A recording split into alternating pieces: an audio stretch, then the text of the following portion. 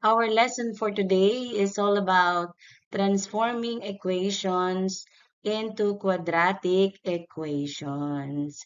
So, mamati lang maayo and for sure makukuha nyo at maiintindihan nyo ang topic na ito. Pero before we start for our quarter 1 lesson 6, punta muna tayo sa review time. Review time on how to get the solutions of quadratic equations. You can choose a method to solve quadratic equations from our past topics such as extracting the square roots, completing the squares, factoring, or by using the quadratic formula.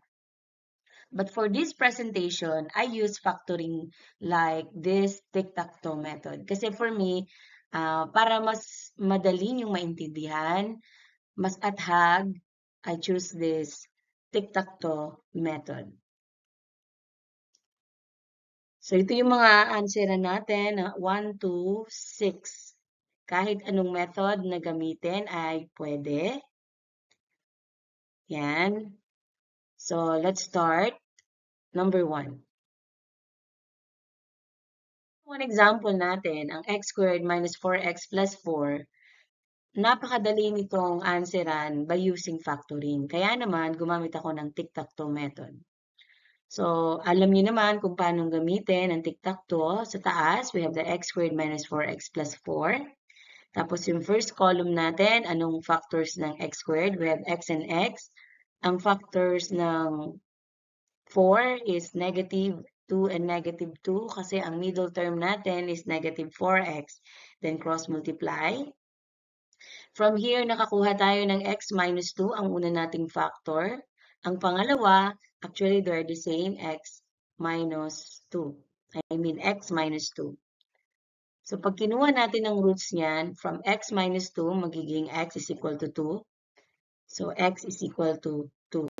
Meron tayong equal roots, which is 2. Proceed tayo number 3 question. We have s squared minus 3s minus 10 is equal to 0. Again, ang ginamit ko uli dito is factoring, having the tic-tac-toe method. We have now s minus 5, factor natin, and s plus 2. Kung meron na tayong factors, napakadali nang hanapin ang ating roots. All we need to do is equate natin sila sa 0 to solve for s. Okay, so s minus 5, s now is equal to 5. Sa kabila naman, we have s plus 2, equate to 0, s will be negative 2. So, the roots are 5 and negative 2. For our number 3, r squared plus 5r minus 14, same process, tic-tac-toe uli. From here, nagkaroon tayo ng factors na r plus 7 and r minus 2. Para makuha ang roots natin, equate natin lagi sila sa 0. r is equal to negative 7 and r is equal to positive 2. Therefore, the roots are negative 7 and 2.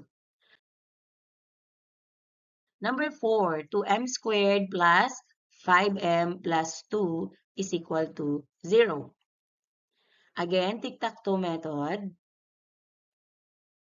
2m plus 1, m plus 2, equate to 0. Your m will be negative 1/2, and your other m will be negative 2. Therefore, our roots are negative 1/2 and negative 2. Number 5, 2n squared plus 2n minus 12 is equal to 0. Again, factoring method by having the tic-tac-toe method. 2n minus 4 and n plus 3. To get the roots, equate the 0, n will be 2 and n will be negative 3. Last number, we have number 6, 3p squared plus 7p 3p squared plus 7p plus 4 is equal to 0.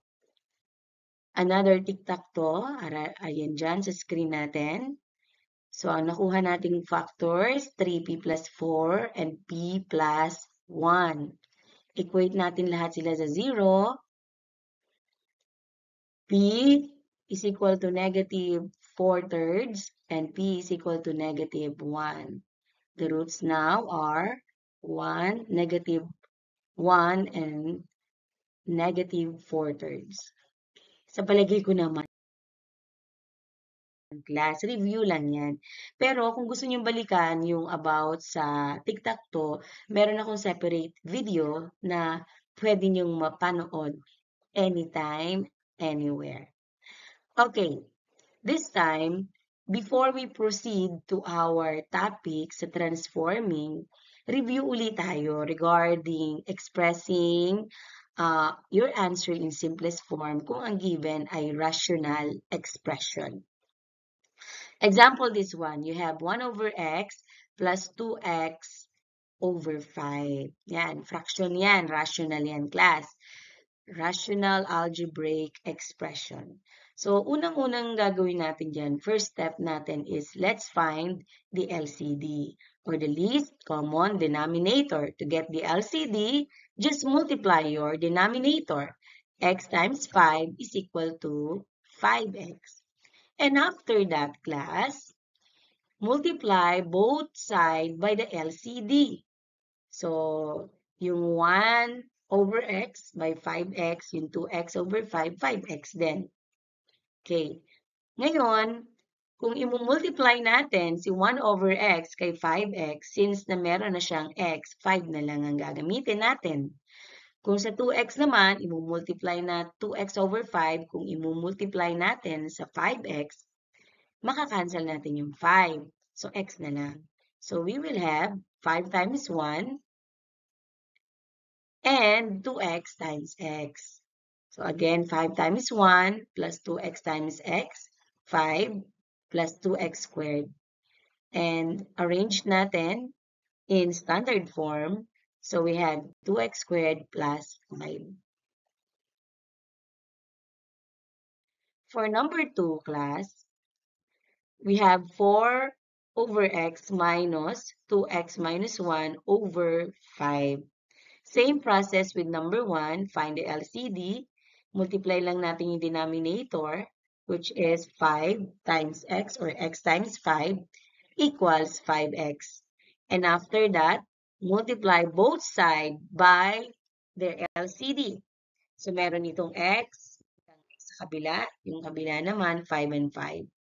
So, kung ano yung natira, multiply natin sa ating numerator. 5 times 4 is equal to 20. 2x minus 1 times x is equal to 2x squared minus x. So, we will have, again, 5 times 4 minus x times the quantity of 2x minus 1. So, now, from here, meron tayong 20 minus 2x squared minus x. Arrange natin in order, standard form. So, we have 2x squared plus x, 2x squared, correction, 2x squared minus x plus 20.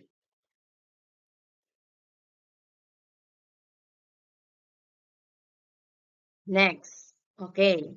Again, first step, find the LCD. Ang LCD natin dito, 3 times x. So, 3 times x or x times 3 is equal to 3x. Next, multiply both sides by the LCD, which is 3x.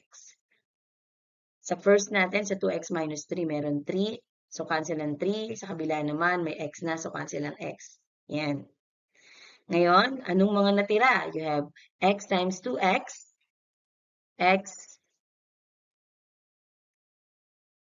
times 2x, and you have x plus 1 times 3. X times 2x plus 3 times the quantity of x plus 1. 2x squared plus 3x plus 3. Ganun lang siya kadali.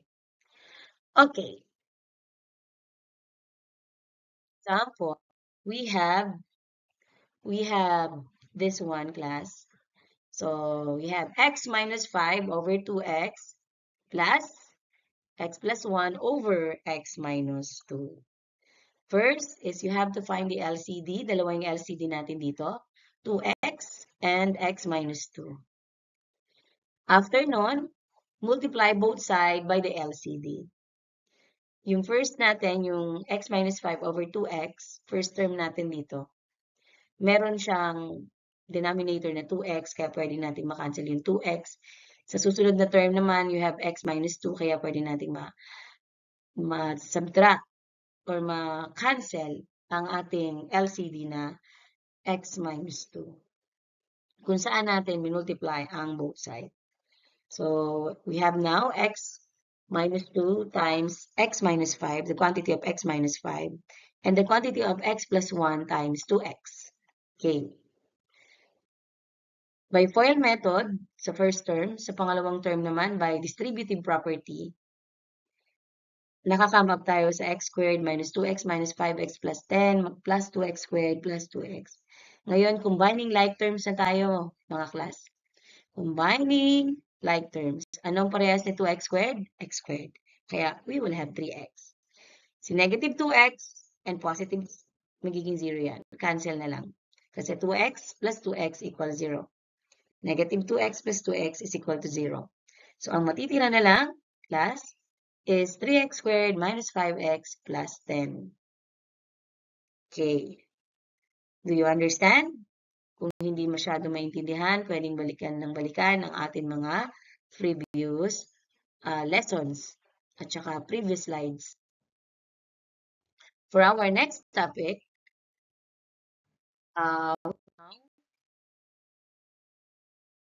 talagang topic natin, solving quadratic equations that are not written in standard form. This is a quadratic equation that is not written in standard form. To write the quadratic in standard form, all we need to do is simplify the expression x times the quantity of x minus 5, x minus 5. So we will have x squared minus 5x is equal to 36. Then write the resulting quadratic equation in standard form, kung saan magiging x squared minus 5x minus 36 is equal to 0. Yan na, ito na yung standard form. So, kung from not written in standard form, first na kailangan yung gawin is to write in standard form. Kung meron ka ng standard form, pwede na natin yan ma-factors. Pwede tayong gumamit ng kung gusto nyo ng completing the square, pwede naman by factoring, pero ako kasi mas nandadalian talaga ako sa factoring. Kung factorable naman ang given equation. So, nakakuha tayo ng the quantity of x minus 9 times the quantity of x plus 4. And then, equate natin sa 0 to solve for x. Therefore, our roots are positive 9 and negative 4.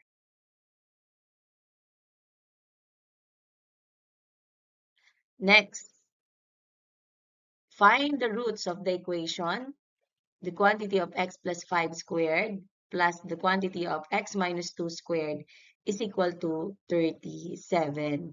Nakakita tayo dito ng square of binomial. So, sa square of binomial, inisa-isa natin. Pwede tayong gumamit dito ng box method, FOIL method, o kung ano yung method na alam nyo, pwede rin naman yung tinuro ko na parrot-beak, which is also the FOIL method. Kaya lang, in different way lang, parrot-beak method. So, from x plus 5, the quantity of x plus 5 squared, nakakuha tayo na x squared plus 10x plus 25. For the quantity of x minus 2 squared, we have x squared minus 4x plus 4. Combine na natin sila.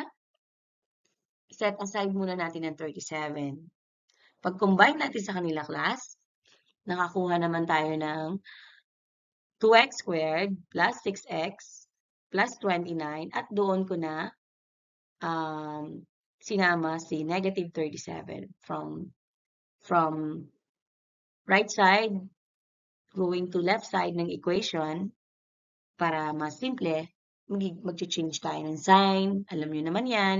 So, we will have 37. Okay. So, writing standard form, the standard form will be 2x squared plus 6x minus 8 is equal to 0.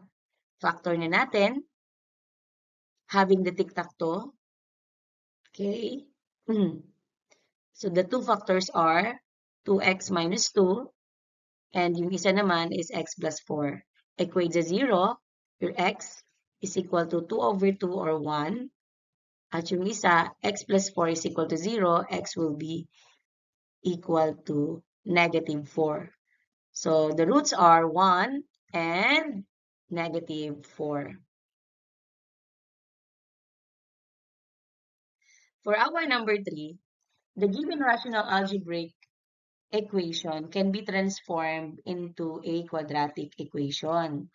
To solve the equation, the following procedure can be followed. Number 1, we have to multiply both sides of the equation by the least common multiple of all denominators. Least common multiple of all denominators. In the given equation, the LCM is 4x. Then write the resulting quadratic equation in standard form. Okay. So, may x, yung ating LCM, which is 4x, or the least common denominator. 4x, may x na tayo dyan, so meron na lang tayong 4 times 6, which is 24. Sa kabila naman, meron ng 4, cancel ng 4, x na lang. So, x times x minus 3 will be x squared minus 3x. And for the last one, 4x times 2 is equal to 8x. Write in standard form, x squared minus 11x plus 24 is equal to 0. Then, let's do the factoring, again by using the tic-tac-toe. We have x minus 8 is equal to 0. And x minus 3 is equal to 0. Find or solve for the x. Our x now is equal to 8. At yung isa naman is equal to 3. So, therefore, the roots are 8 and 3. Last example. Same with number 3. Hanapin natin yung LCM nila or least common multiple. Ang least common multiple nila, isa lang actually. It's x minus 2. And then multiply both sides by their LCM or the least common multiple or kung ano yung denominator nila na pareha sila. X minus 2. Again, cancel ang x minus 2. Sa kabila naman, may x minus 2 rin. Kaya may i-multiply na lang natin ang ating LCM sa x. So, we have x times the quantity of x minus 2 plus 8 na lang, which is equal to 1 times the quantity of x minus 2 plus 4x na lang. X times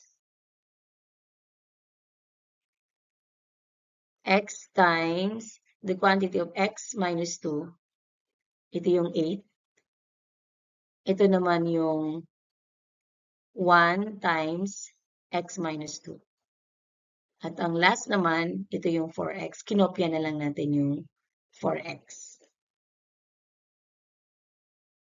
We will have x squared minus 2x minus x minus 4x plus 8 plus 2 is equal to 0. Lahat ng nasa right side ng equation, tinransfer natin going to left side para mag-isa na lang sila. Kaya naman, yung x minus 2x from positive, naging negative yung x natin, at yung negative 2 ay naging positive 2. Si 4x naman sa right side na positive ay magiging negative 4x. For our standard form, we have now x squared minus 7x plus 10 is equal to 0. Pwede na nating makuha ang kanilang mga factors kung meron na tayong standard form after writing in standard form.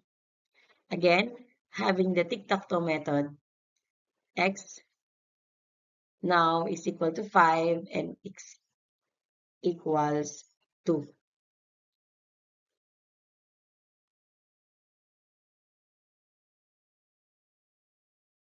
Thank you, class. Always remember, kahit anuman kahirap yung subject natin, kung constant ang ating practice at willing tayong maka-learn, everything will be possible.